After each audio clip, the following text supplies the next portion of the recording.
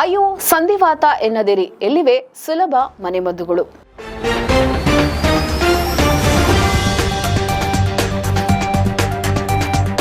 ಸುದ್ದಿಗಾರ ಈಗ ನಿಮ್ಮ ಕೇಬಲ್ ನೆಟ್ವರ್ಕ್ನಲ್ಲಿ.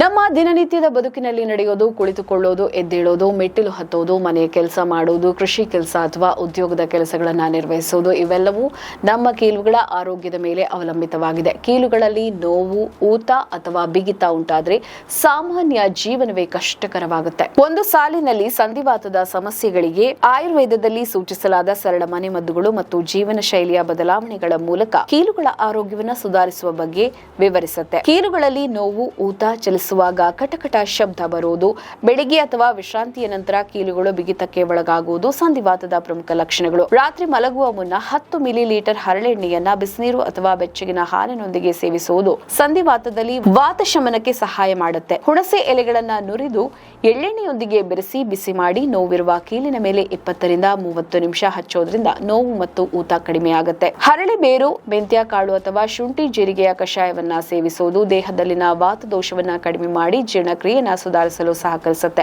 ನೋವು ಅತಿಯಾಗಿದ್ದರೆ, ನಿರಂತರ ಊತ ಇದ್ದರೆ ಅಥವಾ ಜ್ವರದೊಂದಿಗೆ ನೋವು ಕಾಣಿಸಿಕೊಂಡ್ರೆ ಸ್ವಯಂ ಚಿಕಿತ್ಸೆ ಮಾಡದೆ ತಕ್ಷಣ ವೈದ್ಯರನ್ನ ಭೇಟಿ ಮಾಡೋದು ಅವಶ್ಯಕ. ಅದರಲ್ಲೂ ಮೊಣಕಾಲಿನ ಕೀಲು ಹಾನಿಗೊಳಗಾದ್ರೆ ನಡೆಯುವ ಸಾಮರ್ಥ್ಯ, ಸಮತೋಲನ ಮತ್ತು ದೈನಂದಿನ ಚಟುವಟಿಕೆಗಳೆಲ್ಲವೂ ಪರಿಣಾಮಕ್ಕೆ ಒಳಗಾಗುತ್ತವೆ. ಇತ್ತೀಚಿನ ದಿನಗಳಲ್ಲಿ ಬಹುತೇಕ ಪ್ರತಿಯೊಂದು ಮನೆಯಲ್ಲೂ ಕನಿಷ್ಠ ಒಬ್ಬರು ಸಂಧಿವಾತದಿಂದ ಬಳಲ್ತಾ ಇರೋದನ್ನ ನಾವು ನೋಡಬಹುದು. ಸಂಧಿವಾತದ ಪ್ರಮುಖ ಲಕ್ಷಣಗಳಂತಂದ್ರೆ ಕೀಲುಗಳಲ್ಲಿ ನೋವು, ಊತ, ಕೀಲುಗಳನ್ನು ಚಲಿಸುವಾಗ ಶಬ್ದ, ಬೆಳಿಗ್ಗೆ ಅಥವಾ ಹೆಚ್ಚು ಸಮಯ ಕುಳಿತ ನಂತರ ಬಿಗಿತ, ನಡೆಯಲು ಅಥವಾ ಮೆಟ್ಟಿಲು ಹತ್ತಲು ಕಷ್ಟ, ನಿಧಾನವಾಗಿ ಚಲನೆಯ ಮಿತಿ ಕಡಿಮೆಯಾಗುವುದು. ಆದರೆ ಕೀಲು ನೋವು ತುಂಬಾ ಹೆಚ್ಚಾಗಿದ್ದರೆ, ನಿರಂತರ ಊತ ಇದ್ದರೆ, ಜ್ವರದೊಂದಿಗೆ ನೋವು ಕಾಣಿಸಿಕೊಂಡ್ರೆ ಸ್ವಯಂ ಚಿಕಿತ್ಸೆ ಮಾಡದೆ ತಕ್ಷಣ ವೈದ್ಯರನ್ನ ಸಂಪರ್ಕಿಸುವುದು ಅತಿ ಅಗತ್ಯ. ಪ್ರತಿಯೊಬ್ಬರ ಪ್ರಕೃತಿ, ದೋಷ ಸ್ಥಿತಿ ಹಾಗೂ ರೋಗದ ಹಂತದ ಪರಿಶೀಲಿಸಿ ಸೂಕ್ತ ಚಿಕಿತ್ಸೆ ನೀಡಿದಾಗ ಉತ್ತಮ ಫಲಿತಾಂಶ ದೊರೆಯುತ್ತೆ. ಆರಂಭಿಕ ಹಂತದಲ್ಲಿಯೇ ಸಂಧಿವಾತವನ್ನ ಗುರುತಿಸಿ ಸರಿಯಾದ ಆಹಾರ, ಜೀವನ ಶೈಲಿ, ಆಯುರ್ವೇದ ಚಿಕಿತ್ಸೆಯನ್ನ ಅನುಸರಿಸಿದರೆ ಕೀಲುಗಳ ಆರೋಗ್ಯವನ್ನ ಕಾಪಾಡಿಕೊಳ್ಳಲು, ಜೀವನದ ಗುಣಮಟ್ಟವನ್ನ ಉತ್ತಮವಾಗಿರಿಸಿಕೊಳ್ಳಲು